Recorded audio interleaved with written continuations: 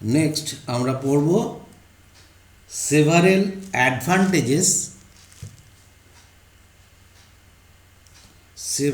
Advantages offered by angiospermic seeds. কথাটার অর্থটা কি? তাহলে কি জিমনোস্পার্মিক সিড সেরকম অ্যাডভান্টেজেস দেখায় না? ঠিক তাই, একদম ঠিক তাই। অ্যাঞ্জিওস্পার্ম এতটাই উন্নত, এই উন্নত জায়গায় পৌঁছানোর জন্য সে অনেকটা অ্যাডভান্টেজ পেয়ে গেছে এবং সে এই অ্যাঞ্জিওস্পার্ম তার নিজের মধ্যে এতটাই পরিবর্তন করেছে যার জন্য সে অ্যাডভান্টেজ পায়। ফার্স্ট অ্যাডভান্টেজ কী? ফার্স্ট অ্যাডভান্টেজ হচ্ছে রিপ্রোডাক্টিভ প্রসেস। কি দুটো প্রসেস আমরা জানি, পলিনেশন অ্যান্ড ফার্টিলাইজেশন। এটার জন্য জলের প্রয়োজন হয় না, ভালো করে বুঝে নাও। যেটা জিমনোস্পার্মের ক্ষেত্রেও সত্য, এটা কিন্তু জিমনোস্পার্মের ক্ষেত্রেও সত্য, কিন্তু বিশেষভাবে সত্য। অ্যাঞ্জিওস্পার্মের আংশিক কিন্তু অসত্য আছে। পলিনেশন কিন্তু ওয়াটার পলিনেশন হয়, ঠিক আছে।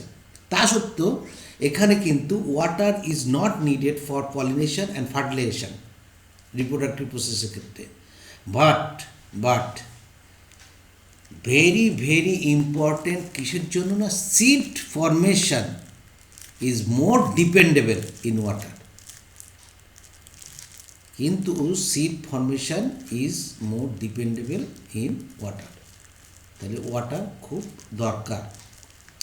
Seed have better adaptive strategies for dispersion. বিভিন্ন রকম স্ট্র্যাটেজিস তৈরি করেছে to new habitats and help the species to colonise in other areas. একটি জায়গায় এখানে একটা গাছ আছে, যে কোনো একটা গাছ মনে করে একটা গাছ আছে, এর এখানে পড়লো, এখানেই যদি জন্মায় তাহলে আবার একটা গাছ তৈরি হবে, এখানে আবার একটা গাছ তৈরি হবে, আরেকটা গাছ তৈরি হবে। নিজে মাদার গাছটাই হয়তো মরে যাবে, এখানে নিউট্রিশনের অভাব হবে, বিভিন্ন রকম অভাব হবে। তাহলে ডিসপার্সাল হওয়াটা খুব দরকার, এবং সেই ডিসপার্সাল সিডের জন্য তার নিউ হ্যাবিটেটসে যাতে সে ঠিক খাপ খাওয়াতে পারে এবং সেখানে কলোনি সৃষ্টি করতে পারে, তার জন্য কিন্তু বীজের মধ্যে বিভিন্ন রকম পরিবর্তন হয়েছে। কীরকম পরিবর্তন হয়েছে? তার সুপ্ত অবস্থা বৃদ্ধি পেয়েছে, কিছু কিছু ক্ষেত্রে বীজের ডিসপারশন অনেক দূরে নিয়ে যাওয়ার জন্য বীজের তোমার পাখনা গজিয়েছে, বীজের ক্ষেত্রে কাটা হয়েছে। অনেক বীজ তুমি দেখতে পাবে, নাম বলছি না, অনেক বীজের আমরা ছোটোবেলায় একরকম বীজ পাওয়া যেত, সেগুলো বনে বাজারে হতো, সেগুলো স্কুলে গেলে কয়েকজন চুড়ে ঠুড়ে মারতো, মাথায় চুলে লাগলে পরে খুলতো না। আমরা খেলার ছলে খেলতাম, কিন্তু ওই গাছ কিন্তু আমাদের মাধ্যমে কিন্তু বীজকে ডিসপার্সাল করে দিয়েছে। কিছু বীজ আছে এত হালকা, কিন্তু তার তোমার বাইরের যে টেস্টটা, কোটটা এতটাই প্রোটেক্টিভ, জলে পড়লেও নষ্ট হবে না, জলে ভেসে ভেসে চলে যাবে। অর্থাৎ নিউ হ্যাবিট্যাটে সে যাতে মানিয়ে নিতে পারে, মানিয়ে নেওয়ার জন্য তার ময়েশ্চার, টেম্পারেচার অ্যান্ড অক্সিজেন যখন অ্যাভেলেবেল হবে, তখনই কিন্তু সেই বীজ জার্মিনেট করবে, এবং জার্মিনেট করার ফলে সে কলোনাইজ হবে। সেই জন্য বলা হচ্ছে seeds have better adaptive strategies for dispersal to new habitats and help the species to colonize in other areas. আমি যতটুকু বললাম এর বাইরেও অনেক কিছু বলার আছে, কিন্তু ভিডিওটা অনেক লেন্থ হয়ে যাবে, সেই জন্য কম করে বলছি। As seeds have sufficient food reserve, সিডের মধ্যে প্রচুর খাবার থাকে। ইয়ং সিডলিংস আর নারিশড, যেটা থেকে ইয়ং সিডলিংস পুষ্টি পায়। আনটিল কতক্ষণ পর্যন্ত না, they are capable of photosynthesis on their on leaves বা অন বডি পার্ট বলতে পারো। তার মানে কি, যে সিটটা এতটাই ইম্পর্টেন্ট হয়েছে যে সিটের মধ্যে কি হয়েছে না, ফুড রিজার্ভ হয়েছে। সেটা কি, either angiospermic food, either endospermic food 3N, either angiospermic food 3N food, or two N food, that is কটিলিডনের মধ্যে থাকছে যে ফুড। এই ফুড থাকলে কি হচ্ছে না বীজ অনেক দিন তার সুপ্ত অবস্থা কাটাতে পারে সামান্য ব্যবহার করে করে। The hard seed coat, that is testa, tegmen also, কিন্তু সেটা অতটা হার্ড না। বাইরেরটাকে বলেছে, এটা হচ্ছে outer layer, outer layer of seed coat, of seed coat. Outer layer seed coat সবসময় হার্ড হয় এবং প্রোটেকশন দেয় কাকে না ইয়ং এমব্রায়োকে। তুমি কিছু কিছু বাদাম আছে যে কাঠবাদাম বলা হয়, সেগুলো কিন্তু ভাঙতে পারবে না। তুমি মনে করো একটা পাকা আমই খেয়েছো, তার বীজটাকে ভেঙে তার এমব্রিও মানে ভেতরে যে বীজপত্র যেটা ভেপো বাজাতাম আমরা ছোটোবেলায়, সেটাকে বের করা চারটিখানিক ব্যাপার নয়, কিন্তু ভেতরে এমব্রয়টা নষ্ট হয়ে যাবে। এবং প্রতিটা বীজের ক্ষেত্রে তার বাইরে হার্ড কোটটা কিন্তু সাংঘাতিকভাবে প্রোটেকশন দেয় জল, এনজাইম, বিভিন্ন জায়গা থেকে। Being products of sexual reproduction, যে সেক্সুয়াল রিপ্রোডাকশনের মাধ্যমে সিড প্রডিউস হয়, seeds generate new genetic recombination leading to variation. তাহলে সিড তৈরি হয় কি না, আমরা জেনে এসেছি যে সেক্সুয়াল রিপ্রোডাকশনের ফ্লাওয়ারিং প্লান্টের সেক্সুয়াল রিপ্রোডাকশন এর প্রোডাক্ট হচ্ছে সিড। আর সিড যেহেতু সেক্সুয়াল রিপ্রোডাকশনের মাধ্যমে আসে, অতএব এখানে রিকম্বিনেশন হয় ক্রসিং ওভারের মাধ্যমে, এবং জেনেটিক রিকম্বিনেশন হওয়া মানে তার মধ্যে ভ্যারিয়েশন আসবে। আর ভ্যারিয়েশন হওয়া মানে পরবর্তী জেনারেশন অথবা পরবর্তী যে প্রজন্ম আসবে, সে প্রজন্ম কিন্তু উন্নত হবে এবং অ্যাডাপটিভ পাওয়ার থাকবে তার অনেক বেশি, ভায়াবল হতে পারবে নতুন এনভায়রনমেন্টে। Seed is the basis of our agriculture, একদম কথাটা ঠিক, সিড ছাড়া এগ্রিকালচার আমরা হতেই পারে না। Dehydration and dormancy, very important line বলছি। ডিহাইড্রেশন, শুষ্কতা এবং সুপ্ততা, মানে dehydration and dormancy of mature seeds are crucial for storage of seed. কোনো সিডকে যদি আমরা স্টোর করতে চাই তাহলে তার ডিহাইড্রেশন হয়, ডিহাইড্রেট করা এবং তার ডরমেসি, সুপ্ত অবস্থায় রাখাটা বিশেষ জরুরি। যা কিনা করে which can be used as food throughout the year, সারা বছর ধরে আমরা চাল খেতে পারি, 2 বছর 3 বছর পুরনো চাল খেতে পারি। তাহলে সিড কিন্তু ভালো করে বুঝতে হবে, নট ফ্রুট, সিড।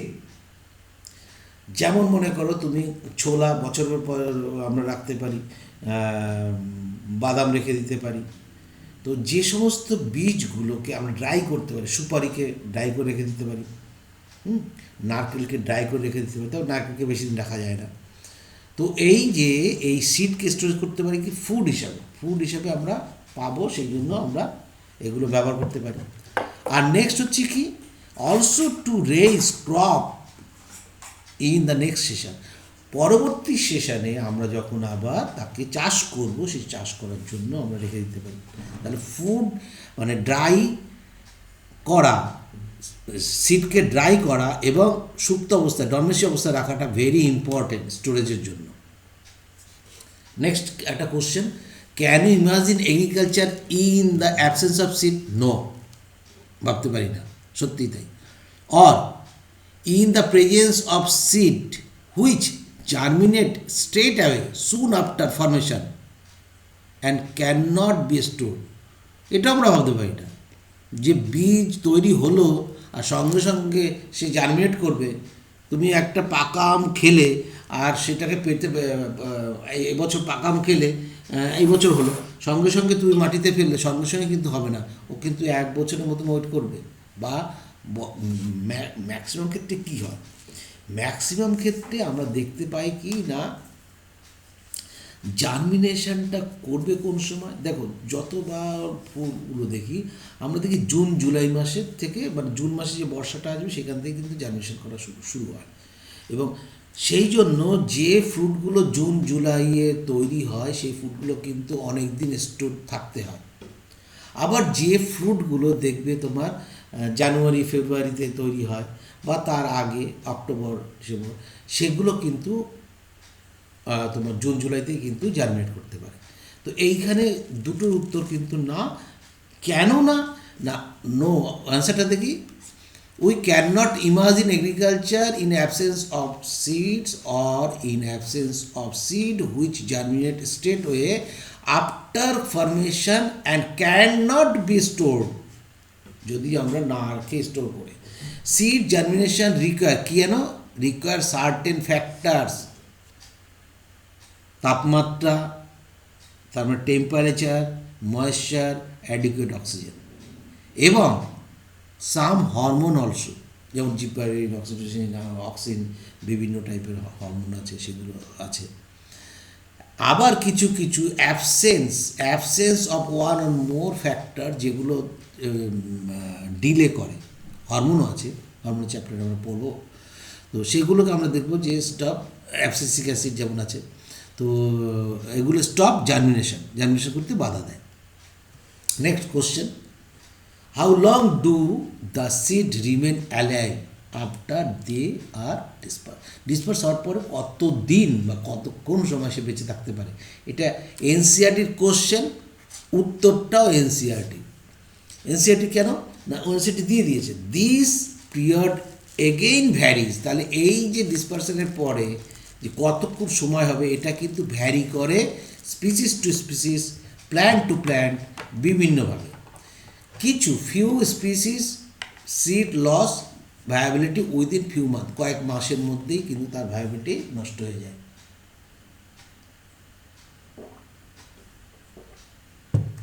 কয়েক মাসের মধ্যে ভায়াবিলিটি নষ্ট হয়ে যায়, ঠিক আছে।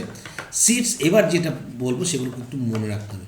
Seeds a large number of species live for several year, প্রচুর বছর থাকতে পারে ভায়াবল অবস্থায় এবং তারা সুপ্ত অবস্থায় থাকবে। সাম সিডস ক্যান রিমেইন অ্যালিভ, জীবন্ত অবস্থায় থাকতে পারে হান্ড্রেডস অফ ইয়ার্স, যেমন লোটাস, পদ্মফুল, আমরা এটা এনসিআরটিতে নেই, পদ্মফুলের বীজ কিন্তু জলের তলায় পড়ে থাকতে পারে একদম 1000 বছর অবধি, তার ভায়াবল থাকবে। হ্যাঁ, এই জন্য পদ্মফুলকে দেখো, পদ্মফুলকে আমরা কোথায় দিই, পদ্মফুলটা আমরা কোন কাজে লাগাই দেখেছো লক্ষ্য করে, যে ব্রহ্মা কিসের উপরে বসে থাকে, পদ্মের উপরে। তারপরে তুমি মনে করো লক্ষ্মী ঠাকুরকে আমরা কি পদ্মফুল দিই, মা দুর্গার পূজায় কি পদ্মফুল দিই, কেন? কারণ এটা কিন্তু প্রতীক, প্রত্যেকটা যে আধ্যাত্মিক ব্যাপার আছে তার পিছনে কিন্তু বিজ্ঞানসম্মত কিছু ব্যাপার থাকে। তার মানে কি, পদ্মের উপরে যে দেবী আছে, তাহলে সেই দেবীকে যদি বসে থাকতে হয় তাকে সেরকম ফুল নিতে হবে যে ফুলের বীজ অনেক দিন থাকবে। তো এগুলো কী বলতো, এগুলো মনি ঋষিরা এগুলো দেখেছে বা ভেবেছে, সেইভাবে একটা মিথ হয়ে তৈরি হয়ে এসছে। সেই লোটাস কিন্তু 1000 বছর অবধি ভায়াবল থাকতে পারে বীজ। দেয়ার আর সেভারাল রেকর্ডস, অনেক রেকর্ডস আছে ওল্ড ইয়েট ভায়াবল সিড। সবচেয়ে যেটা ওল্ডেস্ট রেকর্ড ভায়াবল সেটা হচ্ছে লিউপিন। লিউপিন হচ্ছে ইওর লিগুম বেন্স, এটা আমি লিখে দিয়েছি কমন যেটা দেখার জন্য। লিউপিন হচ্ছে কি না, এর বিজ্ঞানসম্মত নাম হচ্ছে, এটা দেখাও পরে, লিউপিনাস অ্যাট্রিকাস। এটা প্লিস্টোসিন এজের থেকেও কিন্তু এখনও কিন্তু প্লিস্টোসিন এজে যে বীজ তৈরি হয়েছে সেই বীজের শেষের দিকে সেই বীজও কিন্তু ভায়াবল, সেটা প্রমাণিত হয়েছে। তা লিউপিনাস অ্যাট্রিকাস এক্সকেভেট কোথার থেকে না, ফ্রম আর্কটিক তুন্ড্রা অঞ্চল জানি আর্টিকের, সেই আর্কটিক তুন্ড্রার থেকে। এক্সকেভেটেড কথার অর্থ হচ্ছে make hole or channel by digging, গর্ত করে বের করা হয়েছে। কোনটাকে না, এই লিউপিন, কমন নেম লিউপিন অ্যাট্রিকাস, তাকে ওইভাবে নিয়ে আসা হয়েছে। তো the seed germinates and flower, এই সিড জার্মিনেট এবং ফ্লাওয়ার তৈরি করতে পারে after an estimated record 10,000 years of dormancy, 10,000 বছর ডরমেসি থাকার পরে, সুপ্তভাবে থাকার পরেও কিন্তু এই লিউপিনাস অ্যাট্রিকাস কিন্তু ভায়াবল। এটা মনে রাখতেই হবে, লিউপিন সাইন্টিফিক লিউপিনাস অ্যাট্রিকাস আপ টু 10,000 ইয়ার্স ডরমেসি থাকার পরেও কিন্তু সে জার্মিনেট করতে পারছে এবং ফ্লাওয়ার তৈরি করতে পারে। এই লিউপিনাস গাছটা এই হচ্ছে দেখতে, যেটা দেখতে পাচ্ছ ডায়াগ্রামে, দিস ইজ লিউপিনাস, এবং তার বীজটা দেখতে পাচ্ছ যে বীজটা কী ধরনের বীজ যে তোমার 10,000 বছর পর্যন্ত সে কিন্তু ভায়াবেল রাখতে পারছে এবং সে 10,000 বছর পরেও কিন্তু জার্মিনেট করতে পারছে। অ্যানাদার কি, রিসেন্ট যে রেকর্ডটা পাওয়া গেছে 2 years old ভায়াবেল সিডস, সেটা কোথায় পাওয়া গেছে? ডেট পাম, খেজুর গাছ। তার সাইন্টিফিক নাম কি? ফোনিক্স ডেকটাইলিফেরা। ফোনিক্স ডেকটাইলিফেরা, এই যে খেজুর গাছ ডেট পাম ডিসকভার কোথার থেকে পাওয়া গেছে না, আর্কোলজিক্যাল এক্সকাভেশন হচ্ছিল কোথায়? জেরুজালেমে। জেরুজালেমের কোথায় না? King হ্যারড place. সব কটা জিনিস মনে রাখতে হবে। কিং হ্যারড প্লেস, সেটা অ্যাকচুয়ালি কোথায়? ডেড সি কাছে। ডেড সি, যে মৃত্যু সাগর আছে, সেই ডেড সির কাছে কিং হ্যারড প্লেসে, সেখানে এক্সকাভেশন চলছিল। ফোনিক্স তোমার হচ্ছে ডেকটাইলিফেরা ডিসকভার করেছে, যেটা ডেট পাম, এই যে এই খেজুর এই যে খেজুর গাছটা, সেগুলো এখনও আছে, কিন্তু তার যে বীজ, সেই বীজ কিন্তু পাওয়া গেছে 2000 বছরের পুরনো। সেই বীজ কিন্তু পুঁতে আবার সেই গাছ তৈরি হয়েছে। অতএব এর পাওয়ার আছে 2000 বছর অবধি সুপ্ত অবস্থায় জীবন্ত রাখা বীজকে। নেক্সট কোশ্চেন আছে, how many eggs are present in an embryo sac. The কোশ্চেনগুলো করেছে, উত্তরটা আসতেই পারে। একটা এমব্রায়ো স্যাক, এই এমব্রায়ো স্যাকে কটা এগ থাকে? একটা এগ থাকে, তাই তো? তাহলে একটা embryo স্যাকে how many eggs? Naturally একটা এগ থাকবে, সিঙ্গেল। ঠিক আছে। নেক্সট বলছে কি, হাউ মেনি এমব্রায়ো স্যাক, কতগুলো এমব্রায়ো স্যাকস আর প্রেজেন্ট একটা ওভিউলে? একটা ওভিউলের মধ্যে একটি এমব্রায়ো স্যাকস থাকে, একটি এমব্রায়োর মধ্যে একটি এগ থাকে। ঠিক আছে। এবার তুমি বলতে পারো স্যার কাঁঠাল আনারস তো অন্য, ওটা অন্য ফল, মনে করো তুমি ইয়ের কথা বলতে পারো স্ট্রবেরি। সেই ক্ষেত্রে এমব্রায়ো স্যাক সংখ্যাও বেশি, ওভিউলও বেশি, সেটা 80 পাবো। Number of embryo sac per ovule is 1। ভালো করে বুঝে রাখো, কোশ্চেন পড়তে পারে কিন্তু। হাউ মেনি ওভিউলস, এবার বলছে কতগুলো ওভিউলস থাকতে পারে একটা ওভারির মধ্যে। Number of ovule per ovary vary করতে পারে plant to plant. It ranges কোথার থেকে? 1 to 1 as in maize, to numerous number in figs. ডুমুরের ক্ষেত্রে যদি আমরা ধরি অনেক, তাহলে একটা ওভারের মধ্যে একটিও থাকতে পারে, হাজারও থাকতে পারে। নাম্বার অফ ওভারেজ ডিপেন্ডস, কিসের উপর ডিপেন্ড করে? নাম্বার অফ কার্পেল, গর্ভকোষের চক্র কটা আছে তার উপর ডিপেন্ড করবে, কার্পেল ও pistil. Some plants have single ovule in an ovary such as mango, wheat, rice, while some plants have many ovules in a ovary such as raspberry, strawberry. এর মধ্যে যেহেতু কার্পেলের সংখ্যাও বেশি, মাল্টি কার্পেলারি, সেটা হচ্ছে সিনকার্পাস বা অ্যাকোপোকার্পাস আলাদা কথা, মাল্টি কার্পেলারি, অতএব তার ক্ষেত্রে কিন্তু বহু হবে তোমার ওভিউল। তাহলে একটা ওভারিতে কিন্তু অনেক ওভিউল হতে পারে, ডিপেন্ড করবে তার প্রজাতির উপরে। Next, how many ovaries are present in a typical flower, একটা ফ্লাওয়ারে কতগুলো থাকতে পারে?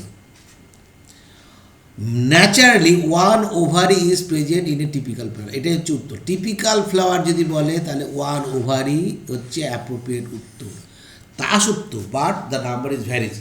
মোনোকার্পিলারি গাইনোসিয়াম যদি হয় তাহলে একটা কার্পেল একটা ওভারি।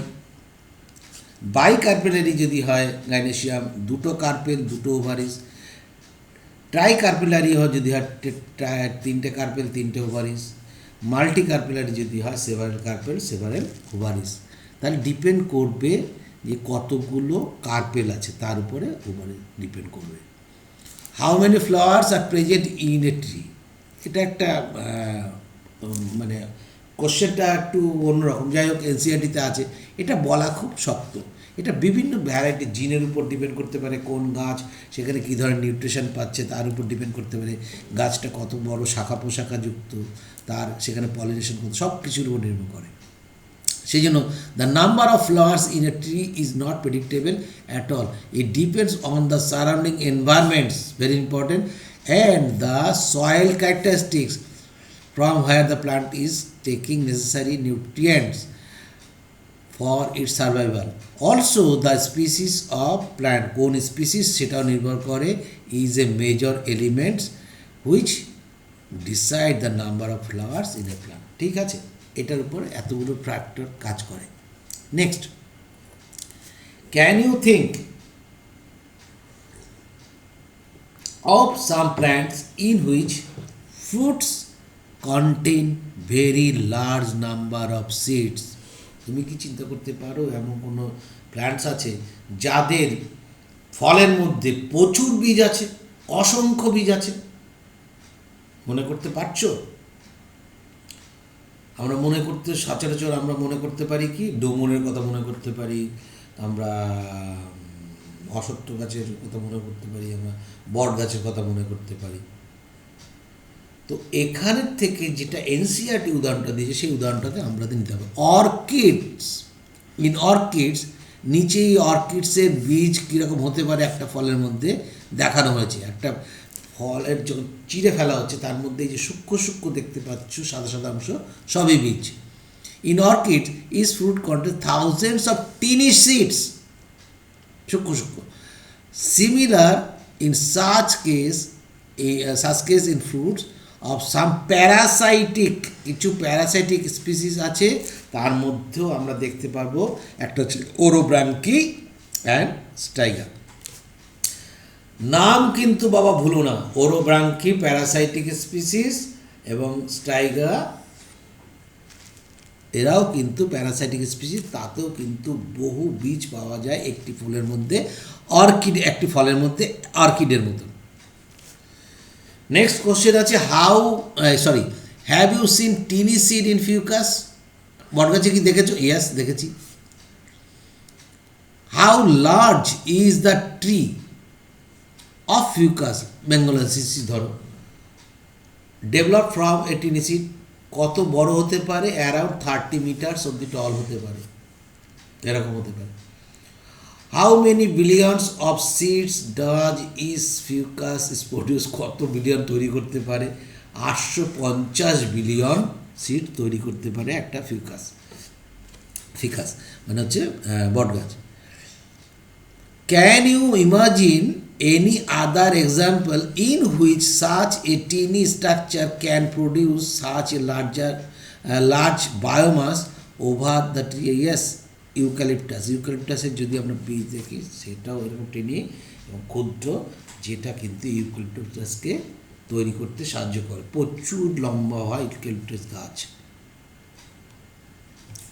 অ্যাডভান্টেজেস অফ সিড ডরমেসিস থাকার কি অ্যাডভান্টেজ? আউট অফ এনসিইআরটি, তবু একটু দেখো। রিডিউস কম্পিটিশন যেটা বলছিলাম, আম গাছের করে আম গাছ জন্মালে যেটা হবে। Storage of seed is prolong, it is survival mechanism, যদি অনেক দিন আগে তাহলে সার্ভাইভ করতে পারবে। মানে এমন জায়গায় পড়ে রয়েছে বীজটা, সেখানে ওয়েদার খুব খারাপ, বছরের পর বছর দেখা গেল যে 50 বছর পরে সেখানে ঠিকঠাক ওয়েদারিং হলো বা সমস্ত ক্লাইমেট ঠিক হলো, তাহলে সেই প্রজাতির বীজটা যদি সার্ভাইভাল প্রলংড হয় তাহলে কিন্তু সে আবার জার্মিনেট করতে পারবে। Seed can pass through adverse situation and condition, যেটা বললাম। Prevents the in situ germination. In vivo আর ইন সিটু। ইন সিটু মানে হচ্ছে ল্যাবরেটরিতে, ইন ভিভো মানে হচ্ছে জীবের মধ্যে। তাহলে এই যে প্রিভেন্টস বাইরে, in situ germination, that is viviparity. Viviparity কি? ভিভিপারিটি হচ্ছে যে বীজ অবস্থায়, বীজ প্লান্টে থাকা অবস্থায় যে জার্মিনেট করে, দ্যাট ইজ, সেই জন্য সেটাকে প্রিভেন্ট করে কে না। তবে এর এক্সেপশন আছে, যে ডরমেসি সুপ্ত থাকার জন্য এই ভিভিপারিটি যাতে না হতে পারে, মানে গাছে থাকা অবস্থায় যাতে তার বাচ্চা জন্মায়, মানে বাচ্চা বলতে মানে নতুন একটা গাছ জন্মে না যায়, তার জন্য সে কিন্তু ইনসিটু মানে ইনসিটু জার্মিনেশন করতে বাধা দেয়। ভিভিপাইটি ইজ এ, কোথায় পাওয়া যায় ভিভিপাইটি? হ্যালোফাইটস, লম্বা উদ্ভিদ আমরা দেখতে পাই, গাছে থাকা অবস্থায় বীজ তৈরি হয়, বীজ অঙ্কুরোদ্গম হয়। Viviparity is the condition where the embryo grows fast to break through the seed coat, then out of the fruit while still attaching of the parent plant. Parent প্ল্যান্টের সঙ্গে অ্যাটাচ অবস্থাও কিন্তু এরা জার্মিনেট করতে পারে। নেক্সট হচ্ছে fruit. এতক্ষণ যা পড়লাম বীজ সম্পর্কে পড়লাম, নেক্সট হচ্ছে fruit. As ovule mature into seed, ovule কি হয়? সিডে পরিণত হয়। তাহলে ওভারি হয় কি ফ্রুটে পরিণত হয়, আমরা জানি। The transformation of ovules into seed or ovary into fruit process simultaneously, একই সঙ্গে ঘটে। এই নয় যে বীজ আগে তৈরি হয়ে গেল তারপরে ফ্রুট তৈরি হলো, বা ফ্রুট আগে তৈরি হয়ে গেল তারপরে বীজ তৈরি হলো, এটা কোনোদিন সম্ভব নয়, তাহলে বাঁচবেও না। The wall of the ovary develops the wall of the fruit, ঠিক আছে, তাহলে টেস্টা আর টেগমেন্ট তৈরি করে, ইনার এবং আউটার এবং ইনার, যাতে ফ্রুটের ক্ষেত্রে আমরা পেরিকার্প বলি। পেরিকার্প হচ্ছে কি ওয়াল, ইন্টিগুমেন্ট যে থাকে তা, সেটা যে ফলের ক্ষেত্রে যেটা তৈরি হয় সেটা হচ্ছে ওভারির ওয়াল যেটা থাকে, তাকে বলছি আমরা মানে ওভারির ওয়ালে, সেটা ইন্টিগুমেন্ট আমরা বলতে পারি, ওভারিয়াল ওয়াল বলাই ভালো। সেগুলো কিন্তু তৈরি হয়ে যাবে তোমার হচ্ছে পেরিকার্প। পেরিকার্পের হচ্ছে তিনটে পার্ট থাকতে পারে। বাইরের দিকেটা হচ্ছে এপিকার্প, যেটা হচ্ছে কি আমের যেটা ছাল মনে করো, মেসোকার্প, তারপরে যেটা হচ্ছে শস্য খাবার অংশ, আর হচ্ছে এন্ডোকার্প। এন্ডোকার্প হচ্ছে কি বীজকে যে রক্ষা করে থাকে, সেই রক্ষা করার যে অগ্রণটা সেটাও কিন্তু হচ্ছে তোমার ওভারি ওয়াল। ওভারি ওয়ালের তিনটে পার্ট, এপি বহি, মেসো মধ্য, আর এন্ডোকার্প। এন্ডো মানে হচ্ছে ভেতরে। The fruit may be fleshy, রসালো হতে পারে, যেমন পেয়ারা, লেবু, আম ইত্যাদি আছে। আর মে বি ড্রাই, শুকনো হতে পারে, গ্রাউন্ডনাট হতে পারে, মাস্টার্ড হতে পারে। কারণ কি না, আমরা সরস ফল আর নিরস ফল আমরা এখানে পড়বো না, পড়বো ইয়েতে, সেখানে ডিটেলসে পড়বো। তো এই সরস এবং নিরস ফলের মধ্যে আমরা মানে ফ্লেসি বলতে এটাকেই বোঝাই, যে ফ্লেসি থাকতে পারে ফ্রুট, যেটা হচ্ছে খাদ্য অংশটা সেটা হচ্ছে সরস রসযুক্ত। Many fruits have evolve mechanism for dispersion of seed, তাহলে ফ্রুটও কিন্তু অনেক ধরনের মেকানিজম এভলভ করে যাতে সিড, দেখো আমটা পেকেছে, লিচুটা পেকেছে, সে সুগন্ধ ছড়াচ্ছে, সে বিভিন্ন কালার হচ্ছে, পাখি মানুষ বিভিন্ন প্রাণী তার দ্বারা আকৃষ্ট হচ্ছে, তাকে খাচ্ছে, তাকে বহন করে নিয়ে যাচ্ছে। এই যে dispersal of seed with the help of fruit, এটাকে বলা করি। কি বলা হয়? করি, CHRY, করি হচ্ছে ডিসপারশন। যদি তোমার হাওয়ার দ্বারা হয়, মানে বাতাসের দ্বারা হয়, তখন বলে অ্যানিমা করি। যদি প্রাণীর দ্বারা হয় তখন হবে হচ্ছে জু করি। যদি জল দ্বারা হয় তখন বলা হয় হাইড্রো করি। তাহলে এই বিভিন্নভাবে ডিসপারশন অফ সিড হয় with the help of fruit. কেন? ফ্রুটের মেকানিজম তৈরি করেছে বিভিন্ন টাইপের। কোনো ফ্রুটের গায়ে কাঁটা থাকতে পারে, কোনো ফ্রুটের বিভিন্ন কালারেশন হতে পারে, কোনো ফ্রুটের বিভিন্ন সুগন্ধ হতে পারে, বিভিন্ন ফ্রুট সুস্বাদু হতে পারে, এগুলো তার mechanism. Next question, is there any relationship between number of ovules in a ovary and the number of seed present in a fruit? বলা হচ্ছে কোনো রিলেশন আছে কি যে ওভারির সঙ্গে ওভিউলের এবং সিডসের সঙ্গে তার ফ্রুটের number of seeds present in fruit, তার সঙ্গে আছে কি? ইফ, অ্যান্সার হচ্ছে ইফ অল ওভিউলস, ফার্টিলাইজ যদি হয়, all ovules in the ovary get fertilize, যদি ফার্টিলাইজ হয়, all of them develop seed, নচেত নয়। যদি ফার্টিলাইজ হয়, ovule is equal to ovary, ওভারির সংখ্যা যদি 5 হয়, ওভারির সংখ্যাও 5 হবে যদি ফার্টিলাইজড হয়। তাহলে seed is equal to number of fertilized ovules. Yes, a seed is a fertilized ovule that has matured. So, if fertilization success is perfect, the relationship between number of seeds and ovules 1:1. Right? কোনো অসুবিধা নেই না বোঝা। Next যে fruit শুধুমাত্র এনসিআরটিতে এই জায়গাটায় দিয়েছে, আমরা পরবর্তীতে পড়ব অন্য জায়গায়। তো এই ফ্রুটের যে বিশেষত্ব, এক্সেপশনাল ফ্রুটগুলোকে দিয়েছে, তার মধ্যে এই যে আপেলের ক্ষেত্রে দিয়েছে, আপেলের ক্ষেত্রে অ্যাকচুয়াল ফ্রুট কিন্তু এটা হচ্ছে অ্যাকচুয়াল ফ্রুট, এইটুকু হচ্ছে অ্যাকচুয়াল ফ্রুট। বাকি যে এটা রয়েছে এটাকে বলা হচ্ছে সিড। This is seed. সিডের চারপাশে আছে কি দেখো, সিডের এই সিডস, এটা হচ্ছে সিড, দিস ইজ সিড। সিডের চারপাশে যেটা আছে এন্ডোকার্প,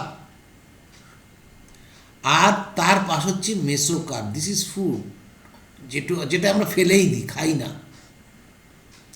কিন্তু তার পরের যে অংশটা থ্যালামাস থেকে তৈরি, যে থ্যালামাস থেকে আপেলের ভক্ষ্য অংশ তৈরি হচ্ছে। ঠিক একইভাবে আমরা যদি স্ট্রবেরি দেখি, তারও ভক্ষ্য অংশ তৈরি হচ্ছে থ্যালামাস দিয়ে, অরিজিনাল কিন্তু ওভিউল থেকে নয়। এবার পড়ি, in most plant by the time of the fruit development from ovary, other floral parts degenerate or fall. তাহলে ন্যাচারালি কী হচ্ছে, যে যখন বেশিরভাগ গাছের ক্ষেত্রে যখন ফল তৈরি হয়, তখন ওভারিটাই ফলে পরিণত হয়, আর বাকি অংশ কিন্তু, বাকি যে পার্টগুলো আছে, স্তবকগুলো আছে, সেগুলো কিন্তু ঝরে পড়ে যায়। ঠিক আছে, স্তবকগুলি আর নতুন করে বললাম না। টাইপস অফ ফ্রুট, প্রধানত 3 টাইপস অফ ফ্রুট আমরা দেখতে পাই। কী কী? True fruits. ট্রু ফ্রুটস কাদের বলা হয়? ট্রু ফ্রুটস হচ্ছে ওভারির থেকে যদি তৈরি হয়, ট্রু ফ্রুটস। আর ফলস ফ্রুট হচ্ছে ওভারি ছাড়া অন্য কোনো অংশ থেকে যদি তৈরি হয় তাহলে। আর পার্থেনোকার্পি হচ্ছে কি, যে ফল উইদাউট ফার্টিলাইজেশনে তৈরি হবে। ঠিক আছে, এবং এদের ক্ষেত্রে বীজও হয় না। এটা মানে পার্থেনোজেনেসিস আর পার্থেনোকার্পি ফ্রুটের মধ্যে পার্থক্য আছে। পার্থেনোজেনেসিস ইজ এ প্রসিডিওর, আর পার্থেনোকার্পি হচ্ছে যে fruit. True fruit, most fruits develops only from ovary, call true fruits. তাহলে এই ওভারির মধ্যে একটা বীজ থাকবে, অতএব এটাই একটা ফলে পরিণত হয়েছে, ট্রু ফ্রুট। আর ফলস হলে কী হবে, তাকে আমরা সিউডো ফ্রুটো, নকল ফ্রুটো বলি। When thalamus contributes to fruit formation, example few species of apple, pome জাতীয় ফল। পোম জাতীয় ফল কাদের বলে এখন এখানে ডিসকাসের সময় নেই, জাস্ট নামটা মনে রাখো। স্ট্রবেরি, কেশু মানে হচ্ছে কাজু, কেশু এক্সেট্রা এগুলো, এবং ন্যাশপাতি, পিয়ার, এইগুলো হচ্ছে সব হচ্ছে ন্যাশপাতি বা পিয়ার, এগুলো হচ্ছে সব হচ্ছে কি না ফলস ফ্রুট, যেখানে কখনোই ওভারির থেকে পার্টটা তৈরি হয় না। জ্যাক ফ্রুট বা পাইনাপেল এগুলো কিন্তু আলাদা, এগুলো কিন্তু ফলস ফ্রুটের আন্ডারে অন্য পার্ট, এটা হচ্ছে অন্য পার্টে পড়ে, সেটা হচ্ছে ইনফ্লুয়েন্স, টোটাল ইনফ্লুয়েন্সের পার্টটার থেকেই কিন্তু তৈরি হয়। 2 টাইপস অফ ফ্রুটের একটু পার্থক্যটা আমরা বুঝে নিই, ট্রু ফ্রুট এবং false fruit. This is true fruits. True fruits একটা কি, গ্র্যাপস। গ্র্যাপসের ক্ষেত্রে আমরা দেখতে পাচ্ছি সিড ভিতরে আছে এবং এটা ফার্টিলাইজড ওভিউল হয়েছে এবং তার বাইরে ফ্রুট, এটা হচ্ছে পেরিকাপ, এটা হচ্ছে ট্রু ফ্রুট। আর অ্যাপেলের ক্ষেত্রে ফলস, কোনটা ফ্রুট না এই অংশটা হচ্ছে ফ্রুট, এই অংশটা ফ্রুট, যেটা আমরা ফেলেই দিই। সেটার মধ্যে সিড আছে, কোর ওভারি আছে এবং পেরিকার্প আছে, যেটা ভক্ষ্য অংশ নয়। ভক্ষ্য অংশ কি না থ্যালামাস, যার উপর থেকে ফুলের বিভিন্ন অংশ তৈরি হয়, এডেবল ফ্রুট। দ্বিতীয় হচ্ছে এডেবল ফ্রুট, তাহলে এটা ফলস ফ্রুট, এটা ওভারি থেকে তৈরি হয়নি। আপেল, যেহেতু তোমার এনসিআরটিতে আছে আপেলটা সম্পর্কে আরেকটু ডিটেল বলি। আপেল হচ্ছে পোম জাতীয়, Pome fruits have most of the fleshy derive from a floral cup and receptacle. receptacle কোনটাকে বলা হয়? receptacle হচ্ছে যার উপরে ফ্লোরাল পার্টগুলো তৈরি হয়, ফ্লোরাল স্তবকগুলো, যেমন পুংকেশর চক্র, গল্পেশ্বর চক্র, পেটাল, সেভাল, এগুলো যা যা থাকে, যেমন অ্যাপেল মানে আপেল, পেয়ার মানে নাশপাতি। তো এর যে পার্টটা দেখো তোমরা কোন র্যামনেট অফ ক্যালিক্স দেখো এই আগায় কিন্তু ক্যালিক্স, যেটা আমরা কেটে বাদ দিই, এবং সিডস উইদিন কোর, ওভারির মধ্যে এই অংশটা আমরা কেটে বাদ দিই, এটুকু খাই না। আর এটা হচ্ছে কি ফ্লোরাল স্টক, যেটা পেডিসেল ছিল, আর বাকি সব হচ্ছে হাইপেনথিয়াম বলা রিসেপ্টেকল। দ্যাট ইজ রিসেপ্টেকল মানে হচ্ছে hypothalamus, that is receptacle. Next হচ্ছে parthenocarpic fruit. Parthenocarpic in most of the fruit, যেটা বলছিলাম যে ফার্টিলাইজড হবে না, fruits are the result of fertilization, বেশিরভাগ ক্ষেত্রে তাই হয়। There are a few species in which fruit develops without fertilization, also without pollination, পলিনেশনও হয় না এবং ফার্টিলাইজেশনও হয় না, এবং কিছু কিছু ক্ষেত্রে পলিনেশন হলে পরেও ফার্টিলাইজেশন হয় না। সেই জন্য আমি এটা ব্র্যাকেটের মধ্যে আমি স্টার চিহ্ন দিয়ে রেখেছি, সব ক্ষেত্রে নয় কিন্তু। Such fruits are call parthenocarpic fruit, example banana. Parthenocarpy can be induced through the application of growth hormone. Growth hormone দিয়েও কিন্তু আমরা পার্থেনোকার্পিক ফ্রুট তৈরি করতে পারি, যেমন জিব্রেলিক অ্যাসিড, ইন্ডোল অ্যাসিড, এর মাধ্যমেও কিন্তু আমরা তৈরি করতে পারি পার্থেনোকার্পিক ফ্রুট, যাদের সিড হবে না। সাচ ফ্রুটস আর সিডলেস। পার্থেনোকার্পিক কথার অর্থ হচ্ছে তাই, পার্থেনোস মানে ভার্জিন, নট ফার্টিলাইজড। পার্থেনোস মানে ভার্জিন, নট ফার্টিলাইজড। ক্রস মানে ফুড। তাহলে যে সমস্ত ফুড ফার্টিলাইজড হয়নি, ওভিউল, অতএব ফ্রুটে পরিণত হয়েছে, ন্যাচারালি হতে পারে, আর্টিফিশিয়ালি হতে পারে, তাদের বলবো আমরা পার্থেনোকার্পিক ফ্রুট। নেক্সট যে চ্যাপ্টার সেটা অ্যাপোমিক্সিস অ্যান্ড পলিএমব্রায়োনি। অ্যাপো মানে কি? অ্যাপো হচ্ছে না, আলাদা, মিক্সিস মানে মিক্সিন, পলি মিনস বহু, এমব্রায়োনি মানে এমব্রায়ো। এটা হচ্ছে কাজ। এই যেমন এখানে লেখা আছে পলিমিক্সিস, apo means without, that is না, ছাড়া, মিক্সিং ছাড়া, তার মানে কখনোই মেল আর ফিমেল গ্যামেট মিলবে না, অ্যাপোমিক্সিস। পলিএমব্রায়োনি, পলি মিন আর এমব্রায়োনি। Although যদিও seeds in general are produce for fertilisation, fertiliser দিয়েই কিন্তু সিড তৈরি হয়। A few flowering plants such as the species of, মনে রাখতেই হবে, Asteraceae family and Gramineae family, এছাড়া যেটা হচ্ছে কম্পোজিট ফ্যামিলিও বলা হয় বা সানফ্লাওয়ার ফ্যামিলি বলা হয়, না মনে রাখতে পারলে ক্ষতি নেই। কিন্তু অ্যাস্টারেসি ফ্যামিলি এবং গ্রাসেস ক্ষেত্রে সেখানে কি হচ্ছে, যে ফার্টিলাইজ হচ্ছে না, সিড তৈরি হচ্ছে, ফার্টিলাইজ তৈরি হচ্ছে না, have evolve special mechanism to produce seeds, seed তৈরি করছে উইদাউট ফার্টিলাইজেশন। কি মজার ব্যাপার, সিড তৈরি হচ্ছে উইদাউট, প্রথমেই বলেছিলাম যে seed is the end product of sexual fertilisation, তখন আমি বলেছিলাম কি না, এর এক্সেপশন হচ্ছে অ্যাপোমিক্সিস।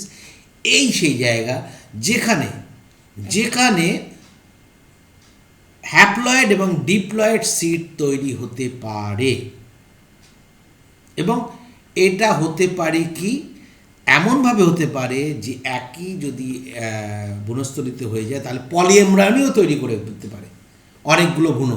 তাহলে বলা হচ্ছে কি, সিডস প্রডিউস করবে seed without fertilization, called apomixis. Apomixis nothing but, তাহলে কি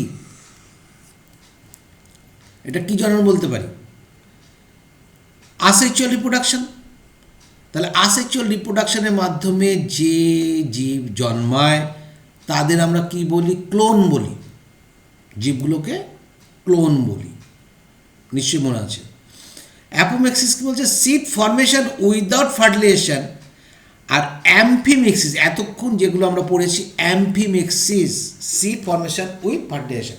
তাহলে সিড যদি ফার্টিলাইজেশনের মাধ্যমে হয় তাতে অ্যাম্ফিমিক্স বোথ, অ্যাপোমিক্স উইদাউট ফার্টিলাইজেশন আর হচ্ছে উইথ ফার্টিলাইজেশন। উইথ ফার্টিলাইজেশন হচ্ছে অ্যাম্ফিমিক্সিস, আর উইদাউট ফার্টিলাইজেশন হচ্ছে apomixis. Thus, apomixis is a form of asexual reproduction that mimics sexuality. Very, very important. এই কথাটা কেন ইউজ করলো? মিমিক কথার অর্থ বোঝো যে একজন আরেকজনের অনুকৃতি তৈরি করা, মানে হুবহু। যেমন কিছু কিছু কচু গাছ আছে সাপের মতন তৈরি হয়, কিছু কিছু প্রজাপতি আছে বলতা বিভিন্ন মতন তৈরি হয়, এরকম অনেক উদাহরণ আছে, উদাহরণ তো শেষ নেই। তো মিমিক করেছে মানে বীজের মিমিক করেছে, অথচ উইদাউট ফার্টিলাইজেশন। তাহলে এগুলোকে বলতে পারি কি আসেক্সুয়াল রিপ্রোডাকশনের ফলে উৎপন্ন বীজ, অতএব এগুলো ক্লোন। অতএব এর কি ইউটিলাইজেশন আছে? প্রচুর ইউটিলাইজেশন আছে। এর দ্বারা কিন্তু কৃষক পুরো বেঁচে যায় তার খরচার থেকে, সেটা আমরা পরে আসি। তাহলে এই যে মিমিক অফ সেক্সুয়াল রিপ্রোডাকশন, কেন মিমিক কথাটা বলা হলো? কারণ by the process of sexual reproduction in flowering plant the end product is we are well known called seed, but here seed also produce by the asexual reproduction. That is why we called mimic. আমরা mimic কেন বলছি? এখানেও seed পর্যন্ত হচ্ছে mimic, original কিন্তু seed নয়। যেমন প্রজাপতি ভীমরুল হয়েছে, ভীমরুল কিন্তু সেটা প্রজাপতি, সেটা কিন্তু ভীমরুল নয়, অরিজিনাল নয়, সে কিন্তু হুল ফোটাতে পারবে না। সেরকম এই যে বীজটা আসেক্সুয়াল রিপ্রোডাকশনের মধ্যে যেটা প্রডিউসড হলো, সেই যে বীজটা হবে, সেই বীজটা কিন্তু মানে বংশ পরম্পরায় তার বৈশিষ্ট্যটাকে বজায় রেখে যেতে পারবে। আর সেক্সুয়াল রিপ্রোডাকশনের মধ্যে যে বীজ হবে, তার থেকে যে গাছ হবে, তাকে কিন্তু সেক্সুয়াল রিপ্রোডাকশনে আসতে হবে এবং বংশ পরম্পরায় তার উন্নতি ঘটবে। বা যদি কোনো অসুবিধা হয় তাহলে সেটা অন্য কথা। বেশিরভাগ ক্ষেত্রে কী হবে, যেন নেক্সট জেনারেশন সবসময় ডেভেলপড হবে। আর এই আসেক্সুয়াল রিপ্রোডাকশনের মাধ্যমে যেটা হবে, সেটা কিন্তু কোনো প্রজেনি আবার ডিস্ট্রয় হয়ে যেতে পারে। যাই হোক, এর ভালো দিকটা আমরা গ্রহণ করেছি। There are several years of development of apoplectic seed. Several ways. There are several ways of development of apoplectic seed. অনেক প্রসিডিওর আছে যার মধ্যে আমরা অ্যাপোমেপটিক বা নকল সিড তৈরি করতে পারি। In some species of the diploid, যেটা বলছিলাম 2n বিশিষ্ট egg is formed without reduction division and developed into embryo without fertilization. Very important line. তাহলে কী করে হলো না, megaspore mother sell, that is 2n, এই 2n নন ফার্টিলাইজড অবস্থায় এ কী করলো না, এ বিবাহিত হয়ে ভ্রূণ তৈরি করলো। ভালো করে বোঝো, পলিনেশনও হয়নি, ভ্রূণ তৈরি করলো। তারপরে কি হলো, তার বাইরে, এটা কোথায় ছিল? এটা নিশ্চয়ই তোমার ওভিউলের মধ্যে, স্যাকের মধ্যে ছিল, এবং সেটা পরবর্তীতে বীজ তৈরি হলো, বীজ তৈরি হলে আবার সে গাছ তৈরি হবে। তাহলে এই যে 2n বিশিষ্ট মেগাস্পোর মাদার সেল থেকে তৈরি হলো, এটা কিন্তু উইদাউট ফার্টিলাইজেশন হলো। এর মধ্যে কিন্তু বৈশিষ্ট্যটা কিন্তু বংশ পরম্পরায় থাকবে। যদি ভালো বৈশিষ্ট্য হয় তাহলে কিন্তু আমরা সেই বৈশিষ্ট্যকে অক্ষত রাখার চেষ্টা করি এবং আমরা এগ্রিকালচারে ব্যবহার করি।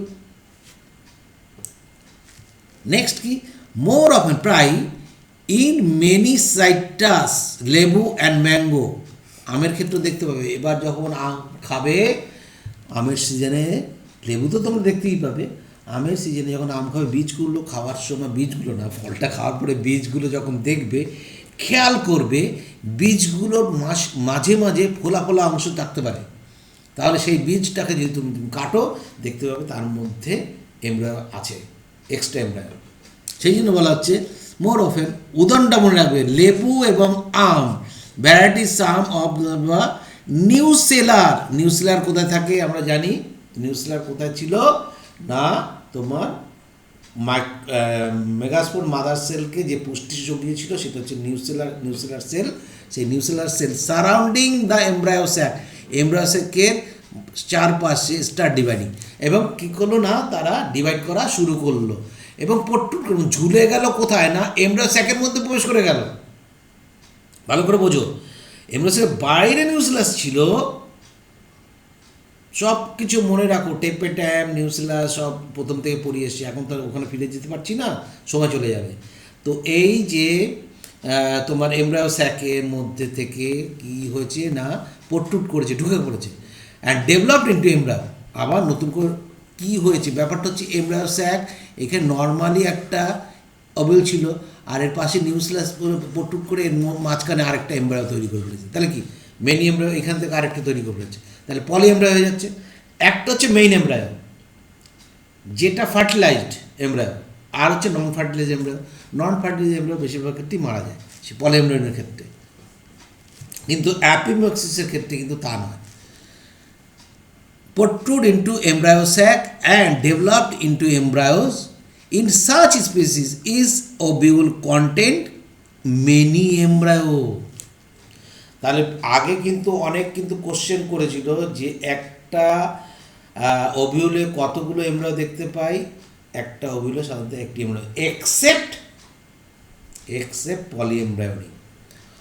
Occurrence of more than one embryo in a seed is referred to as polyembryony. তাহলে একটা সিডের মধ্যে যদি একের অধিক, কখনোই হয় না কিন্তু একের অধিক যদি এমব্রায়ো দেখতে পাই তাকে বলি আমরা পলিএমব্রায়ো। এবং সিড এবং সাইট্রাস এবং ম্যাঙ্গো এর মধ্যে যে পলিএমব্রায়োটা দেখতে পাই সেটা হচ্ছে অ্যাডভেন্টিভ পলিএমব্রায়োনি। কি না অ্যাডভেন্টিভ। 3 টাইপস অফ পলিএমব্রায়োনি দেখতে পাওয়া যায়, বাংলা বইগুলো দেখে নিও। এখন এখানে দরকার নেই, কোনো কোশ্চেন আসবে না, তার জন্য আলোচনা করছি না। অ্যাডভেন্টিভ পলিএমব্রায়োনি কেন বললাম না, এই যে এমব্রায়োটা তৈরি হচ্ছে এটা হচ্ছে অ্যাডভেন্টিভ টাইপ পলিএমব্রায়ো, সেই জন্য বাইচান্স কোশ্চেন করে দিতে পারে। সেট্রাস এবং ম্যাঙ্গোর মধ্যে যে পলিএমব্রায়োনি হয় সেটা হচ্ছে অ্যাডভেন্টিভ পলিএমব্রায়োনি। এছাড়াও যেমন তো তোমার হয় হচ্ছে যে বারবার কী বলে ওটাকে, বারবার সেল ডিভিশনের মাধ্যমে ক্লাসিক্যাল এমব্রায়ো তৈরি হয়ে যায়, অনেক রকম ভাগ আছে। পলিএমব্রায়ো অ্যাডভেন্টিভটা কেন হচ্ছে না, একটা যদি লেবু যেমন এখানে সাইটাস ওভিউল ইয়ং সিডের মধ্যে ইনসেকশন শোয়িং নর্মাল লাল অংশ, নর্মাল এমব্রায়ো কোথায় আছে, এই যে নর্মাল অংশ এটা কোথায়, এটা মাইক্রোপাইল, এই হচ্ছে মাইক্রোপাইল অংশ, এটা হচ্ছে মাইক্রোপাইল, এই অংশটা হচ্ছে মাইক্রোপাইল অংশ। তাহলে মাইক্রোপাইল অংশ থেকে এই যে ঢুকেছে, তাহলে এমব্রায়োটা নিচের দিকে যাচ্ছে, এদিক দিয়ে রুট অংশ তৈরি হবে, তাহলে এটা হচ্ছে main normal embryo.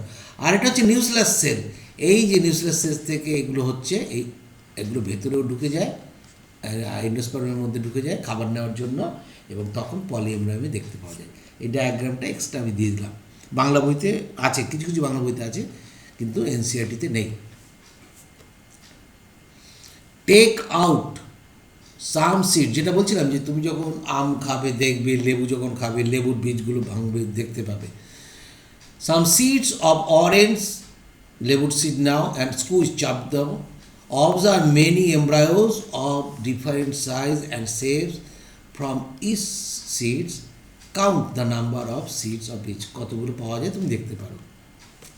Next question একটা আছে, what would be the genetic nature of apomictic embryos. Naturally হয়েছে কোথা থেকে, নিউক্লিয়াস থেকে যদি হয় 2n, অতএব এমব্রায়ো কী হবে 2n হবে। এরা কি ক্লোন? অবশ্যই ক্লোন হবে, একই রকম, কারণ আসেক্সুয়াল রিপ্রোডাকশন, সেই কথাই লিখেছি।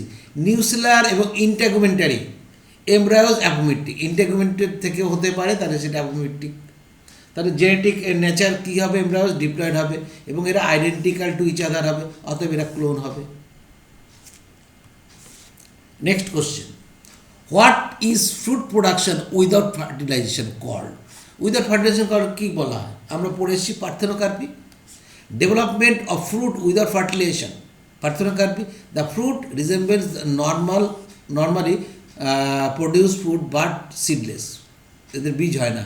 Varieties of the of pineapple, banana, cucumber, grape, orange, grapefruit, grapefruit, তারপরে তোমার হচ্ছে এক্সাম্পল হচ্ছে natural occurring parthenocarpy fruit. Hybrid বলতে আমরা শঙ্কর বুঝি, আর শঙ্কর সবসময় তার প্যারেন্টের থেকে উন্নত হয়। Hybrid varieties of several our food and vegetable crops, কি বলছে, hybrid varieties of several of our food and vegetable crops are being extensively cultivated. আমাদের খাবার জন্য, ভেজিটেবলের জন্য, ফুডের জন্য আমরা প্রচুর পরিমাণে কাল্টিভেট করি কি হাইব্রিড ভ্যারাইটিস। কেন না, cultivation of hybrid tremendously increase productivity, প্রচুর পরিমাণে বাড়িয়ে দিতে পারে। এর সুবিধা আছে প্রচুর, কিন্তু একটা অসুবিধা থেকে যায়। হাইব্রিড যদি পোতা হয়, হাইব্রিডের গাছে যে ফল হবে, বীজ হবে, তাকে যদি আবার পোতা হয়, তখন হাইব্রিডটা কি হয়ে যায় না, তার বৈশিষ্ট্য রাখতে পারে না। দেখো ন্যাচারালি আমি যদি বলি, এখানে একটা উদাহরণ আমি দিতে পারি। মনে করো ক্যাপিটালটির সঙ্গে তুমি স্মল টি করেছো, দুটোই বিশুদ্ধ ছিল, হয়েছে কি ক্যাপিটাল টি স্মল টি। তাহলে ক্যাপিটাল টি স্মল টি এটা হাইব্রিড পেয়েছো, উন্নত ধরনের বৈশিষ্ট্য। তাহলে এটার থেকে যদি বীজ হয়, গাছ হয়, ভালো ফল দিচ্ছে, কিন্তু যখন বীজ হবে তাহলে এর সঙ্গে যখন পড়ে তিন রকমের ফল হতে পারে। কী হতে পারে, capital T small tea, capital T small tea. এই দুটো বাদ দিয়ে বাকি যে দুটো, সেগুলো কিন্তু প্যারেন্টাল ক্যারেক্টার পেয়ে গেল। অতএব কৃষককে কিন্তু প্রতিবার হাইব্রিড বীজ কিনতে যেতে হবে। তাহলে কি এমন জিনিস করলে পরে হাইব্রিড বীজ বারবার কৃষককে কিনতে যেতে হবে না, সেটা আমাদের ভাবার দরকার আছে। সেটা কি, one of the problem of hybrid is that hybrid seed have শোন two be produce one every year. মানে কি বলছে, one of the problem of hybrids is that hybrid seeds have to be produced every year. প্রতি বছর আমাদের সিডটাকে তৈরি করতে হবে, আবার বীজ পুঁততে হবে। if the seed is collected from hybrid R sown, যদি হাইব্রিডের গাছ থেকে যে সিড হয় সেটাকে যদি আমরা পুঁতি, the plant's progeny will be segregated. law of segregation, মেন্ডেলের সূত্র। তাহলে পৃথকীকরণের সূত্রতে কী বলেছে, যে বৈশিষ্ট্যগুলি পরস্পর পাশাপাশি থাকতে পারে, কিন্তু গ্যামেট সৃষ্টির সময় পরস্পর থেকে পৃথক হয়ে যায়, তাই তো। তো পরস্পর থেকে যখন পৃথক হয়ে যাবে, তাহলে হাইব্রিডের চরিত্র নষ্ট হয়ে যাবে। সেটাই বলা যাচ্ছে, progeny will segregate and do not maintain hybrid characters. তাহলে আমাকে কৃষককে প্রতিবার হাইব্রিড সিড কিনতে বাজারে যেতে হবে। Production of hybrid seed is costly. এই যে হাইব্রিড সিড তৈরি করতে প্রচুর খরচ লাগে, hence the cost of hybrid seed become expensive for the farmers. কৃষকের তা কী করা যায় না, ইফ দিস হাইব্রিড সিডস, যদি আমরা এই হাইব্রিডস আর মেড ইন্টু অ্যাপোমেট্রিক, যদি কোনোভাবে অ্যাপোমেট্রিক সিড তৈরি করতে পারি, বুঝতে পেরেছি।